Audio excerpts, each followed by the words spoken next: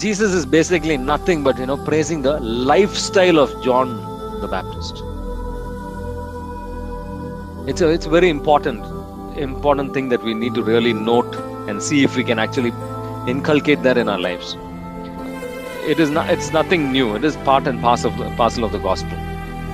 When Jesus teaches in Matthew chapter 16 verse 24, deny yourself, carry the cross and follow me. You and I are called to make sacrifices, deny our selfish desires. So whenever we have an increase in our salary, what do? We try to increase our lifestyle. Our expenditure also increases along with it. So is that how what the gospel teaches, what Jesus has been teaching? Acts chapter, it says, it is more blessed to give than to receive. We are more eager to receive than to give. That is something even I struggle with a lot. To be able to give than to receive is more blessed in the sight of the Lord. We need to have this in our mind. What is important? What is more important in the sight of the Lord? It's a new culture that God is, Jesus is trying to inculcate to us. It is not something only what Jesus, revealed over here alone. If you go to 1 Peter chapter 3, verse 1 to 6, can someone read that? 1 Peter chapter 3, verse 1 to 6. You should not use outward aids to make yourself beautiful, such as the way you do your hair, or the jewelry you put on, or the dresses you wear. Instead, your beauty should consist of your true inner self, the ageless beauty of a gentle and quiet spirit, which is of the greatest value in God's sight. For the devout women of the past who placed their hope in God used to make themselves beautiful by submitting to their husbands. Sarah was like that. She obeyed Abraham and called him her master. You are now her daughters if you do good and are not afraid of anything. Okay. Very, very beautiful. That's why, Jesus also says, don't, give as, if we give 10% of importance, what we usually, I'm talking about ourselves. If we give 10% of importance to our inner appearance before God, compared to the outward, we'll be far more changed, the world will be far more better place. Seriously speaking, because we are very conscious about how we are, perceived by the people around us, people in front of us, people who we, go, especially if you're going to meet someone new. We have a lot of concerns. We give a lot of importance to fashion, how we present ourselves, how people perceive us. We want everybody to say good things about us. But then is that how God is looking at things? How God is looking at us? What is the importance God is giving to the outward appearance? What is the importance God is giving to the inner appearance? John chapter 5 verse 44, very beautifully say, Jesus reveals how it is not right for us to be really giving as much the importance that we are giving right now. How can you believe who receives you who receive glory from one another and do not seek the glory that comes from God? That's why Jesus is praising John the Baptist. Why is John the Baptist wearing this camel's hair and all that? Uncomfortable things. Why is he doing all this? The flesh, our flesh will keep asking for things of this world. There is never anything that the eye can be satisfied with. It will keep on asking. The Ecclesiastics, Solomon will say, the eye is not satisfied with what it sees, and vanity, everything is vanity. All is vanity.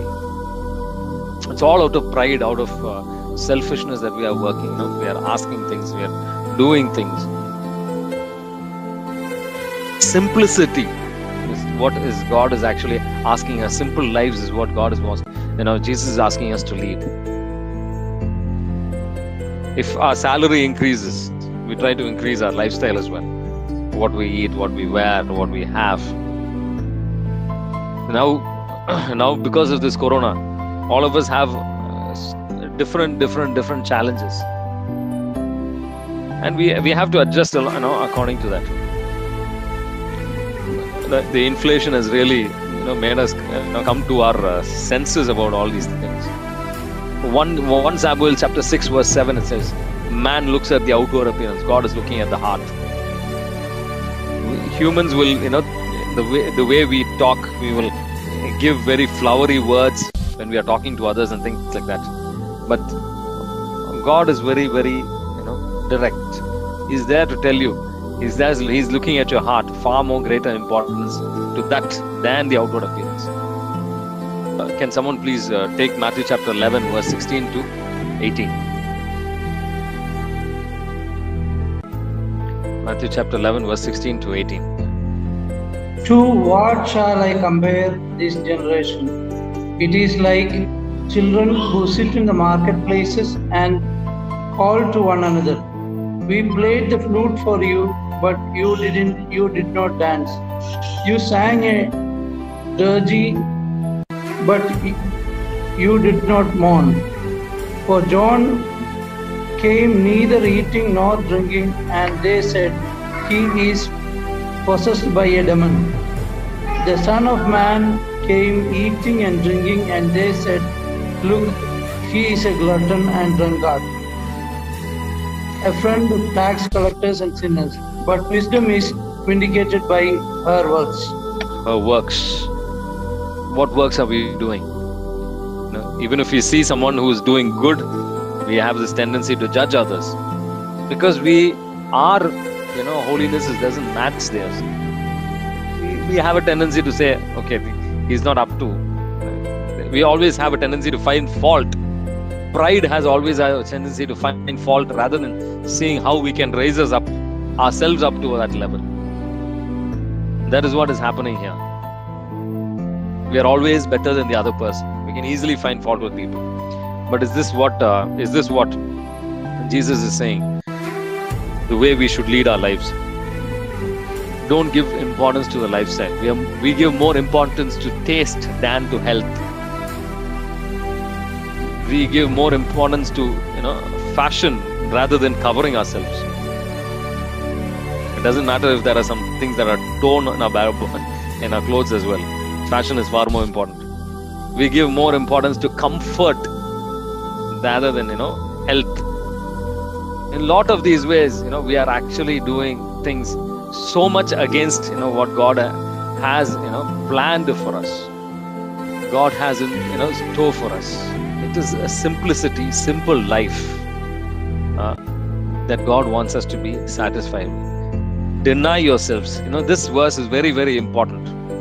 Matthew chapter 16 verse 24. Deny yourself, carry the cross and follow me. I think one of the most straightforward and simple chapters, very easy to understand, is James letter. If you go to James chapter 4 verse 1 onwards, it says, what causes wars and what causes fightings among you? Is it not your passions that are in war in your members? Within ourselves we have this desire, this one plus there's a device, it says very beautifully, never settle. You're never, lazy, they say, one is not enough. You desire, you do not have, so you kill. James chapter 4 verse 2. And you covet, and you cannot obtain, so you fight and wage war. You cannot have because you do not ask. You ask and you do not receive because you ask wrongly to spend it on your passions. And as I was saying, it is more blessed to give than to receive. Unfaithful creatures, do you not know that friendship with the world is enmity with God? Therefore, whoever wishes to be a friend of the world, what is this friend of the world? Doing what the world does, makes himself an enemy of God. Or do you suppose it is in vain that scripture says he yearns jealously over the spirit that he's made to dwell in us? But he gives more grace. Therefore it says God opposes the proud. When we do vain things like these, opposes the proud but gives grace to the humble. Submit therefore yourselves therefore to God. Resist the devil and he will flee from you. It is not he may, he will flee from you. Draw near to God, he will draw near to you. Cleanse your hands, you sinners. Purify your hearts, you double-minded. We are double-minded. We know these words of God are very, very wonderful, very nice, but we attracted to the other, the comfortable life. We don't want to follow that completely. But Jesus says again and again, deny yourself, carry the cross and follow me. Are we able to deny ourselves selfish desires? Matthew chapter 11 verse 20 to 24. It will be very beautifully said. The unrepentant cities, he will go and he will upbraid them, saying, most of the mighty works have been done here, but you still not repented. God has done very wonderful things in our lives. But are we still hesitant to go? Are we still half-hearted in our approach with God? Do we have the same passion that we, when we go for the worldly things, do we have the same passion, the same desire, the same thirst for God that we show for the worldly things? 1 Corinthians chapter 2 verse 5 will tell you very clearly. Your faith might not rest in the wisdom of men, but in the power of God. The wisdom of men teaches us, clothes maketh the man. But God says, be humble, be simple, be a person who is going to be, having God's word as more important in his life and his lifestyle. But then what are we doing? We are more relying on our brains. How are people looking